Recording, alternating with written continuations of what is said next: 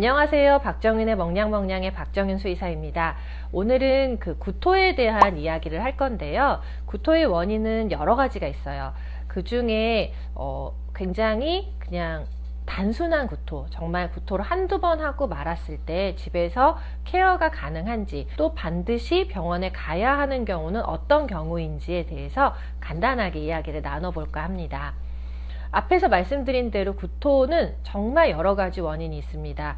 일반적으로 그냥 잘못 음식을 먹었을 경우, 과식이라던가 혹은 상한 음식을 먹었다던가 너무 기름진 음식이나 소화가 안 되는 음식을 먹었을 때에도 구토를 할 수 있지만, 전염병이라던가 자궁축농증, 디스크, 신장질환, 간질환, 여러 가지 내과적인 이유들에 의해서도 구토를 할 수 있고요. 소염 진통제나 약을 먹어서 그 약 때문에 구토를 하는 경우도 있고, 굉장히 여러 가지가 있어요. 근데 오늘 이야기할 부분은 굉장히 병원에 안 가도 될 정도의 구토들이 어떤 것인지, 집에서 이럴 때는 병원에 가지 않고 조금 지켜봐도 되는 게 어떤 경우인지에 대해서만 약간 가이드를 드리려고 합니다. 일단 구토를 한두 번 하고 구토를 더 이상 안 하는 경우, 이럴 때 구토 전후의 컨디션이 정상적이라면 조금 지켜보셔도 괜찮습니다. 구토만 하고 설사를 동반하지 않는다던가 활력이 너무 괜찮은 상태에서는 일단은 지켜보고, 더 구토가 없다면 집에서 홈케어를 해주셔도 되지 않을까 싶은데요. 이럴 때에는 12시간 정도를 절식합니다.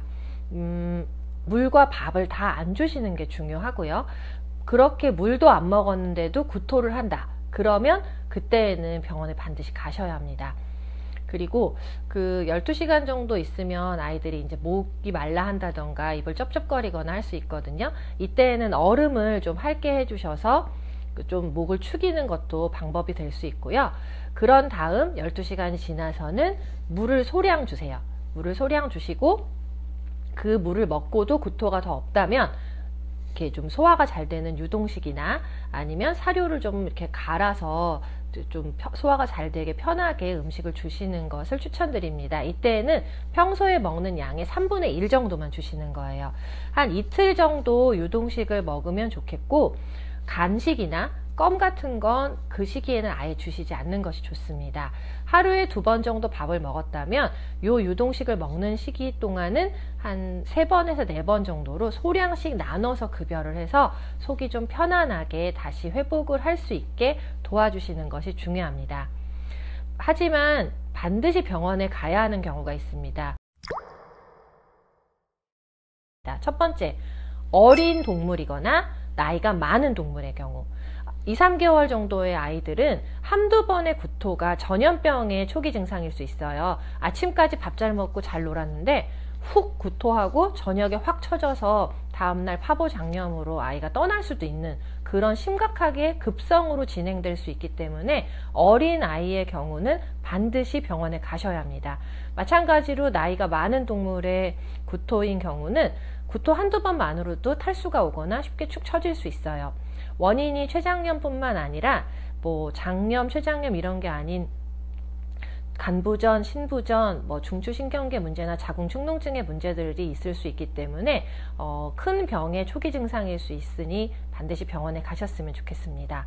두 번째는 구토와 설사가 함께 나타나는 경우, 이럴 때에도 반드시 병원에 가셔야 하고요.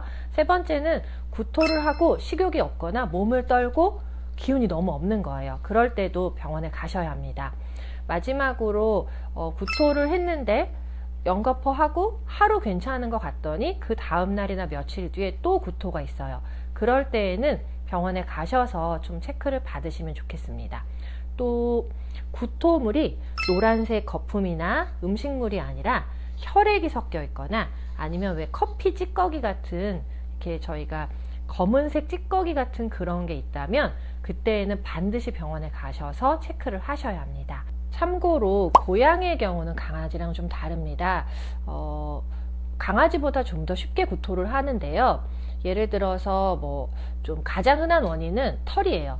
그루밍을 하면서 헤어볼이 생기고 그것 때문에 구토를 한다던가, 아니면 좀 위에 자극적인 음식이 들어가거나 확 급하게 먹어서 애기 고양이 같은 경우 막 푸르륵 먹고 그리고 구토를 확 개워내고 다시 그걸 주워 먹고, 또 밥을 급히 꾸역꾸역 먹어서 또 토하는 성묘들도 있어요.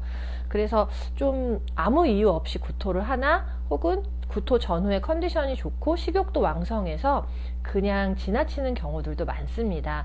물론 특별한 질병이 아니고도 구토를 할 수 있는 아이들은 맞는데요. 그렇기 때문에 어떤 만성염증성 장질환이나 다른 내과적인 질환으로 인한 구토인데도 이렇게 지나치는 경우들이 생길 수 있어요. 만약에 한 달을 주기로 10번 이상의 구토를 한다던가, 그러면 일주일에 한두 번 정도를 한다는 얘기거든요.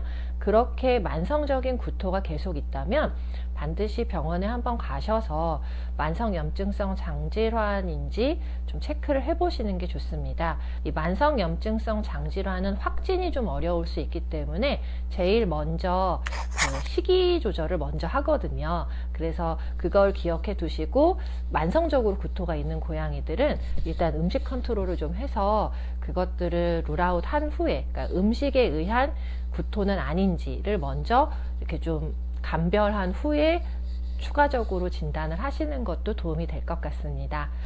오늘은 강아지나 고양이가 구토를 할 때 집에서 케어할 수 있는 경우, 혹은 반드시 병원에 가야 되는 경우에 대해서 아주 간단하게 살펴봤는데요. 도움이 되셨으면 좋겠습니다. 이건 어디까지나 아주 간단한 가이드니까 참고만 해주시면 좋겠고요. 이 영상이 도움이 되셨다면 구독과 좋아요 부탁드립니다. 감사합니다.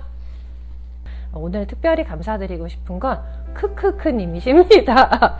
보니까 계속 소리가 작다, 마이크, 근데 소리가 작은지 아닌지 저희는 사실 좀 핸드폰으로 그냥 굉장히 러프하게 그냥 편집해서 올리기 때문에 저희 귀엔 잘 들려서 사실 크게 몰랐거든요.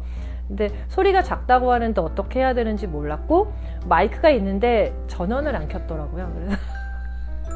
그래서 마이크를 세팅하는 법을 배워서 이번에는 영상을 좀 소리가 잘 들리시죠? 네, 크크크님께 감사드립니다. 저희가 댓글을 자주 확인은 못하지만 항상 다 빼먹지 않고 다 확인하고 언젠가는 다 피드백을 드리려고 마음에 이렇게 다 담아두고 있습니다. 많이 기억해 주시고 응원해 주셔서 감사합니다. 감사합니다.